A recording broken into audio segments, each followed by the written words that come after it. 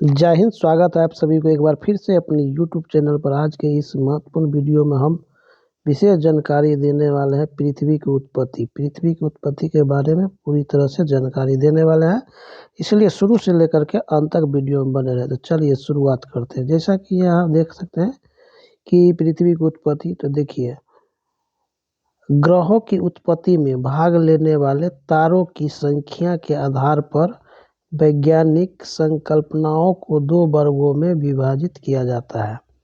पृथ्वी की उत्पत्ति के बारे में बात करेंगे तो देखिए ग्रहों की उत्पत्ति में भाग लेने वाले तारों की संख्या के आधार पर वैज्ञानिक संकल्पनाओं को दो वर्गों में विभाजित किया जाता है। कितने वर्गों में? तो दो वर्गों में। अब दो वर्ग कौन कौन है? एक हो गया आपका जो है अद्वैतवादी संकल्पना, मोनेस्टिक कंसेप्ट, ठीक है। दूसरा हो गया द्वैतवादी संकल्पना, डुअलिस्टिक कंसेप्ट, ठीक है। अब क्या है कि अद्वैतवादी संकल्पना क्या है? एकता तारक संकल्पना। द्वैतवादी संकल्पना को एकता तारक संकल्पना भी कहा जाता है। तो देखिए यहाँ पर दिया हुआ है कि इस संकल्पना को पैरेंटल हाइपोथेसिस भी कहा जाता है। अद्वैतवादी संकल्पना को क्या कहा जाता है? पैरेंटल हाइपोथेसिस भी कहा जाता है। अगर पूछेगा पैरेंटल हाइपोथेसिस किसे कहते हैं, तो अद्वैतवादी संकल्पना को पैरेंटल हाइपोथेसिस भी कहा जाता है, जिसके अनुसार ग्रहों तथा पृथ्वी की उत्पत्ति केवल एक ही वस्तु तारा से हुई मानी जाती है, ठीक है। तारा से हुई मानी जाती है। इस संकल्पना को पैरेंटल हाइपोथेसिस भी कहा जाता है, जिसके अनुसार ग्रहों तथा पृथ्वी की उत्पत्ति केवल एक ही वस्तु तारा से हुई मानी जाती है। इस समस्या की सौरमंडल की उत्पत्ति केवल एक ही तारे से हुई है। सौरमंडल की उत्पत्ति केवल एक ही तारे से हुई है को सुलझाने के लिए अनेक विद्वानों ने अपने मत विभिन्न रूपों में प्रस्तुत किए हैं। इस दिशा में सर्वप्रथम प्रयास फ्रांसीसी विद्वान कास्ते द बफन द्वारा किया गया था। कास्ते द बफन द्वारा किया गया था।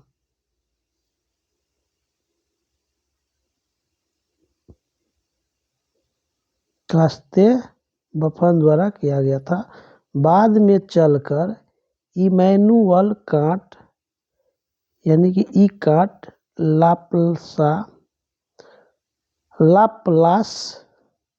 लैपलास, रॉस और लॉकियर ने अपनी मत प्रस्तुत किए। यहाँ पर कांट और लाप्लास के मत संक्षेप में प्रस्तुत किए जा रहे हैं। अब देखिए कि कांट की वायव्य राशि परिकल्पना, ठीक है। कांट की वायव्य राशि की संकल्पना, गैसियस हाइपोथेसिस। कांट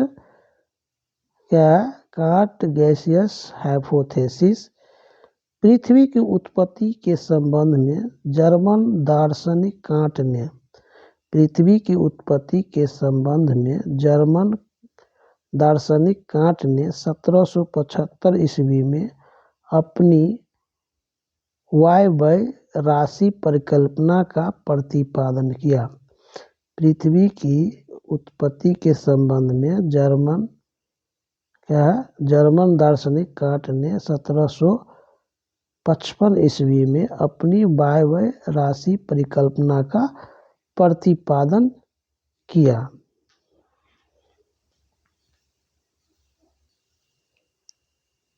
किया जो न्यूटन के गुरुत्वाकर्षण के नियम पर आधारित थे।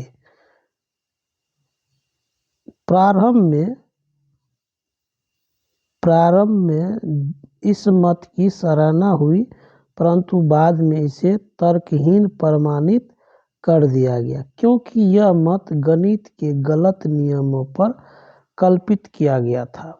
प्रस्तुत परिकल्पना कांट द्वारा कल्पित अनेक तथ्यों पर आधारित है। सर्वप्रथम, ब्रह्मांड में दैव निर्मित आद्य पदार्थ प्रिमोर्डियल मैटर बिखरे हुए थे। प्रारंभ में ये पदार्थ अत्यंत कठोर, शीतल तथा गतिहीन थे। पुनः कांट ने यह मान लिया कि आपसी आकर्षण के कारण ये कण आद्य पदार्थ एक दूसरे से टकराने लगे। इस आपसी टकराव के कारण ताप तथा भ्रमण गति का आविर्भाव हुआ।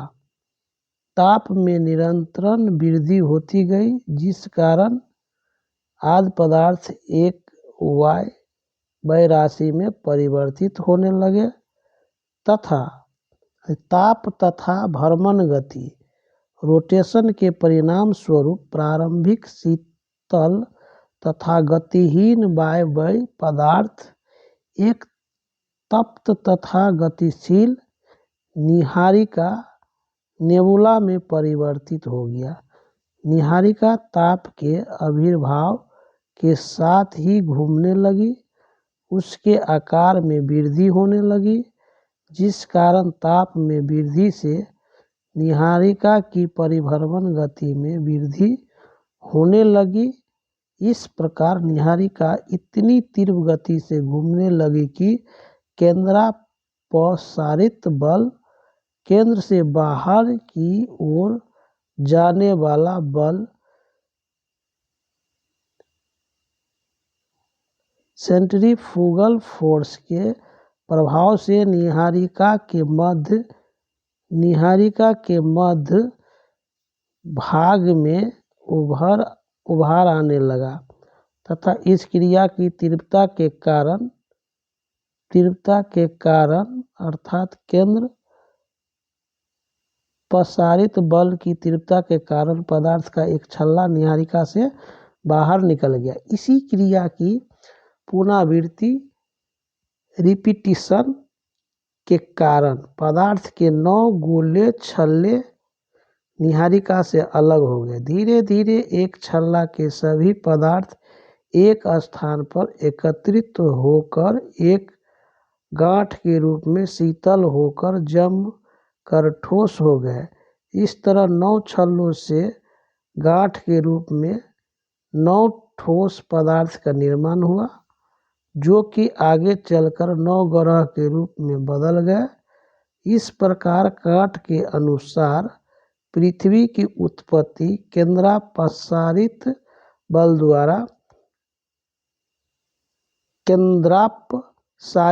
द्वारा नीहारिका से अलग हुए छल्ले के पदार्थ के एक स्थान पर गांठ के रूप में जमकर ठोस होने से हुई। मौलिक नीहारिका का जो भाग अवशिष्ट रह गया वह सूर्य के रूप में परिवर्तित हो गया। उपर्युक्त प्रक्रिया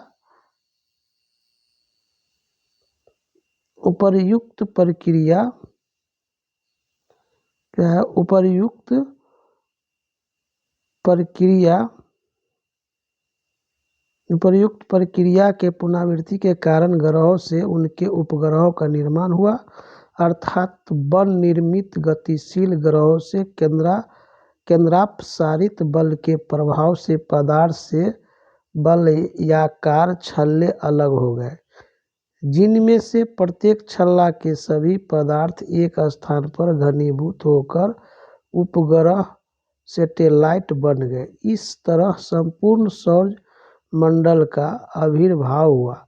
मूल्यांकन: यद्यपि कांट महोदय ने पृथ्वी की उत्पत्ति की समस्या के समाधान के लिए विज्ञान के तथ्यों का सहारा लिया था, तथापि इनका मत वर्तमान समय में आधारहीन प्रमाणित कर दिया गया है, क्योंकि इस परिकल्पना के कई तथ्य गणित के नियमों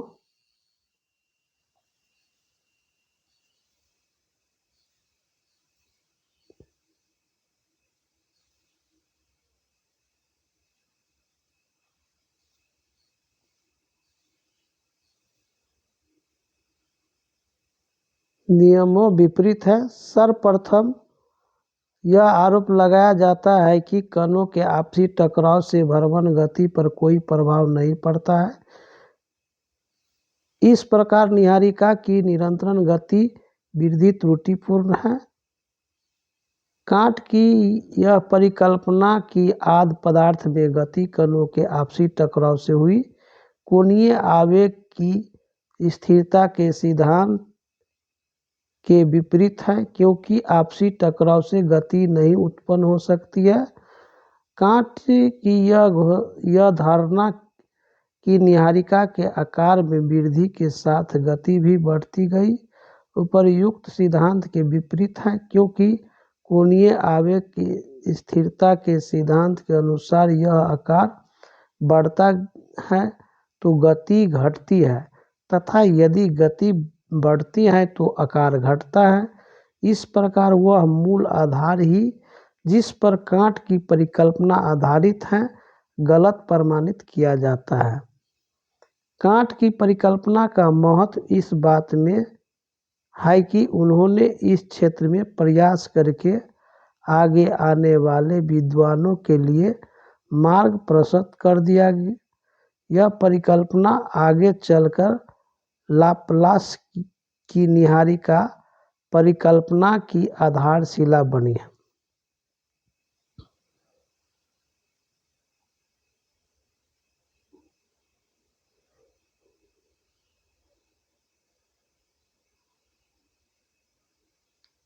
उसके बाद है कि लाप्लास का नीहारिका परिकल्पना नेबुलार हाइपोथेसिस ऑफ लैपलेस।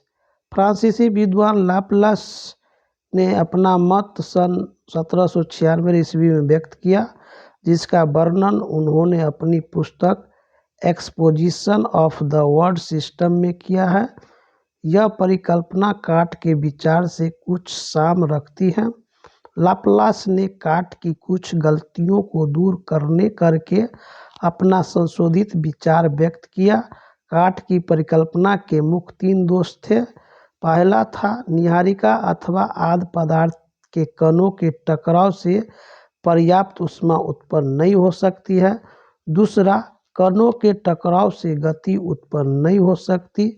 तीसरा, आकार में वृद्धि के साथ गति में वृद्धि नहीं हो सकती। इन अशुद्धियों को दूर करने के लिए लाप्लास ने कुछ कल्पनाएं की, जिन पर आधारित होकर उनका सिद्धांत आगे चलता है। सर्वप्रथम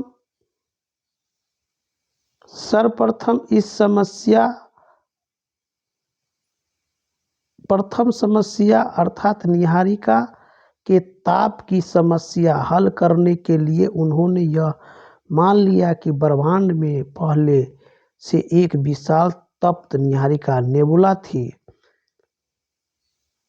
यह नीहारिका प्रारंभ से ही गतिशील थी। यह नीहारिका निरंतर शीतल होकर आकार में सिकुड़ती गई। इस प्रकार उपर्युक्त 3 स्वयं के माने हुए तथ्यों के अनुसार अतीत काल में ब्रह्मांड में एक गतिशील एवं तप्त महापिंड था, जिसको लाप्लास ने नीहारिका का नाम दिया है।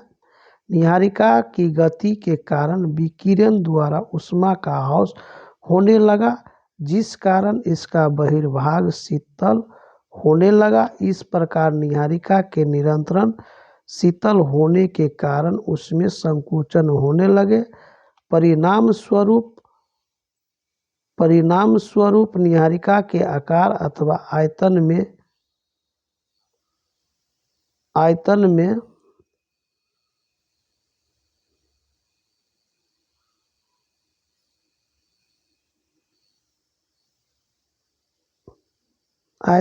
ह्रास होने लगा। ह्रास होने लगा। क्या हुआ? आयतन में ह्रास होने लगा। उसके बाद जो है आयतन में कमी के कारण नीहारिका की गति में निरंतर वृद्धि होने लगी। यहाँ पर कांट की तृतीय गलती भी दूर हो जाती है। अत्यधिक गति के कारण केंद्रापसारित बल सेंट्रीफ्यूगल फोर्स के कारण नीहारिका के मध्यवर्ती भाग के पदार्थ भारहीन होने लगे तथा मध्य भाग बाहर की ओर उभरने लगा। ऊपरी भाग निरंतर शीतल होने के कारण अत्यधिक घना हो गया, परंतु यह ऊपरी भाग निचले भाग के साथ भ्रमण नहीं कर सका। इस प्रकार ऊपरी भाग निरंतर शीतल होते तथा सिकुड़ते मध्य भाग से छल्ला के रूप में पृथक होने लगा। कुछ समय बाद यह गोल छल्ला नीहारिका से अलग होकर बाहर निकल आया तथा नीहारिका का चक्कर लगाने लगा। लाप्लास के अनुसार नीहारिका से केवल एक ही छल्ला बाहर निकला तथा बाद में यह छल्ला 9 छल्लों में विभाजित हो गया, जबकि कांट के अनुसार नीहारिका से ही 9 छल्ले निकले थे तथा प्रत्येक छल्ला एक दूसरे से दूर हटता गया। प्रत्येक छल्ले के समस्त पदार्थ ने एक स्थान पर गांठ के रूप में एकत्रित होकर गर्म वायव्य ग्रंथि हॉट गैसस एग्लोमेरेशन का रूप धारण किया, जो आगे चलकर शीतल होकर ठोस ग्रह बन गया। इस प्रकार 9 ग्रह का निर्माण हुआ। इसी क्रिया की पुनरावृत्ति के कारण ग्रहों से उपग्रहों का आविर्भाव हुआ। नीहारिका का अवशिष्ट भाग सूर्य बना। 19वीं शताब्दी के मध्य में फ्रांसीसी विद्वान रॉस ने लाप्लास की परिकल्पना में संशोधन प्रस्तुत किया। लाप्लास के अनुसार नीहारिका से निकले एक भारी छल्ले के कई पतले छल्ले बाहर निकल गए, परंतु रॉस ने बताया कि मुख्य नीहारिका से कई पतले छल्ले क्रमशः अलग हो गए। प्रत्येक छल्ला घनीभूत होकर ग्रह बन गया। इस क्रम के जारी रहने से समस्त ग्रहों की उत्पत्ति हुई। मूल्यांकन अपने सरल रूप के कारण लाप्लास की परिकल्पना को प्रारंभ में पर्याप्त समर्थन मिला तथा लगभग 150 वर्षों तक इसका समादर होता रहा, परंतु सौरमंडल संबंधित नवीन वैज्ञानिकों तथा एवं सिद्धांतों के प्रकाश में आने के कारण इस परिकल्पना का समर्थन जाता रहा। इस परिकल्पना में न केवल पृथ्वी की उत्पत्ति की समस्या ही हल की गई है, वरन उसकी रचना तथा स्वभाव का भी वर्णन किया गया है। इसके अनुसार ग्रह प्रारंभ में मौलिक रूप से वायवीय अवस्था में थे, तत्पश्चात शीतल होते समय तरल अवस्था में आए एवं अंत में ठोस भूपटल सॉलिड क्रस्ट का निर्माण हुआ। परंतु इस मत के विपरीत कुछ विद्वानों ने यह बताया है कि पृथ्वी अपनी उत्पत्ति एवं वृद्धि काल से ही एक ठोस रूप में रही होगी। अधिकांश विद्वानों के अनुसार पृथ्वी के इतिहास में एक तरल अवस्था अवश्य रही होगी। अतः नीहारिका परिकल्पना का इस संबंध में पर्याप्त महत्व है। इस परिकल्पना के विरोध में निम्नलिखित तथ्य प्रस्तुत किए जा सकते हैं।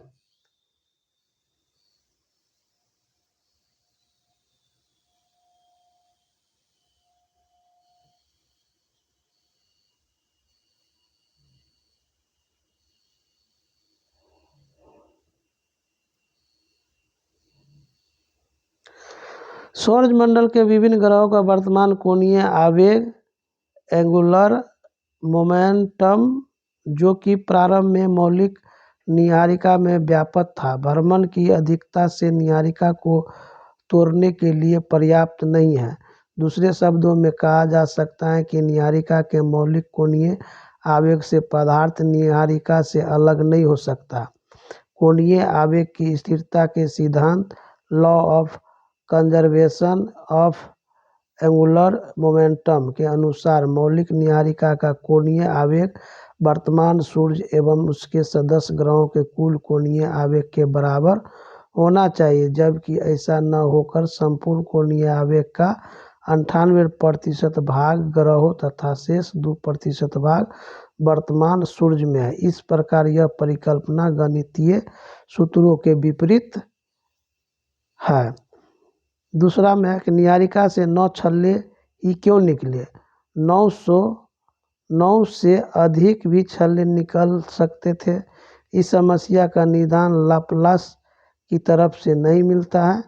घनीभवन के कारण एक छल्ले का सारा पदार्थ एक ही गोल पिंड के रूप में नहीं बदल सकता है।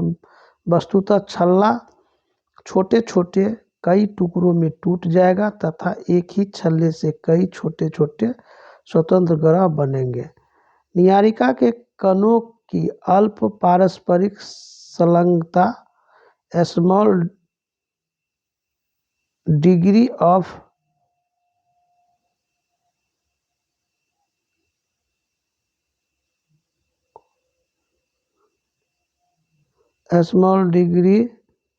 Coherence between the particles of nebula, यानी नीहारिका के कणों की अल्प पारस्परिक संलग्नता के द्वारा छल्लों के निकलने का क्रम जारी रहेगा तथा उस क्रिया में अवकाश नहीं हो सकता है। यदि ग्रहों की उत्पत्ति नीहारिका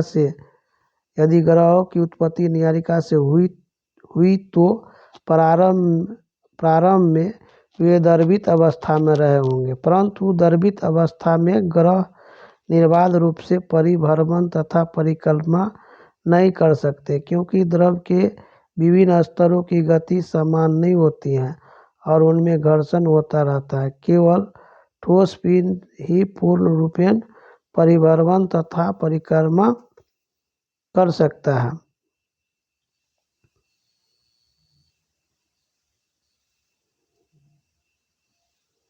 इस परिकल्पना के अनुसार सभी ग्रहों के उपग्रहों को अपने पिता ग्रह की दिशा में ही घूमना चाहिए। इस तथ्य के विपरीत शनि तथा बृहस्पति के उपग्रह अपने पिता ग्रह के विपरीत दिशा में भ्रमण करते हैं। संभवतः लाप्लास की परिकल्पना के समय तक केवल ऐसे ही उपग्रह का पता लग पाया था जो अपने पिता ग्रह के चारों तरफ घूमते थे। बाद में चलकर ऐसे अन्य उपग्रहों की खोज हुई जो कि अपने पिता ग्रह के विपरीत दिशा में घूमते थे। यदि सूर्य नीहारिका का एक भाग है तो तरल अवस्था में होने का कारण इसके बीच में उभार होना चाहिए, जिससे यह मालूम पड़ता हो कि एक नवीन छल्ला पृथक होकर बाहर निकलने वाला है, पर ऐसा नहीं देखा जाता है। लाप्लास यह मानकर चलते हैं कि प्रारंभ में एक गतिशील तथा तप नीहारिका थी, पर यह नीहारिका कहाँ से आई, उसमें ऊष्मा तथा गति कैसे पैदा हुई, इन प्रश्नों का उत्तर इस परिकल्पना से नहीं मिल पाता है।